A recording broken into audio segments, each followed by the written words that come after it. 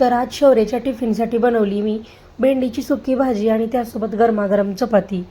खरं तर शौर्याने बघा संध्याकाळी मला सांगितलं होतं की सकाळी उद्या टिफिनला मेदूवडे बनव, पण त्याची स्कूल सकाळी लवकर असते त्यामुळं तेवढ्या लवकर काय मला मेदूवडे बनवणं शक्य झालं नाही। त्यामुळं बघा आज सकाळी भेंडीची भाजी आणि चपातीच दिली। त्यासाठी काय केलं बघा, पाव किलो भेंडी छान स्वच्छ धुवून पुसून घेतली आणि छोट्या छोट्या आकारात कट करून घेतली।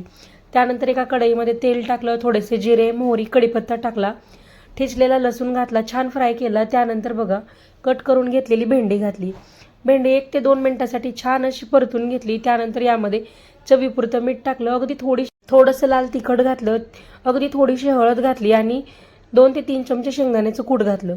व्यवस्थित असं मिक्स करून घेतलं आणि त्यानंतर बघा यामध्ये अगदी थोडंसं पाणी टाकून, म्हणजे अगदी एखादा चमचा पाणी टाकून बघा छान मिक्स केलं। यावरती झाकण ठेवून भाजी 2 ते 3 मिनिटांसाठी छान वाफवून घेतली।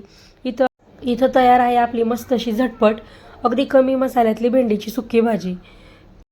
तर बघा मी मुलांसाठी बनवली आहे त्यामुळे अगदी कमी तिखट घातले। तुम्हाला हवं असेल किंवा तुम्हाला जर अशा पद्धतीने बनवायची असेल तर तुम्ही यामध्ये तुमच्या आवडीनुसार तिखटाचं प्रमाण कमी जास्त करू शकता।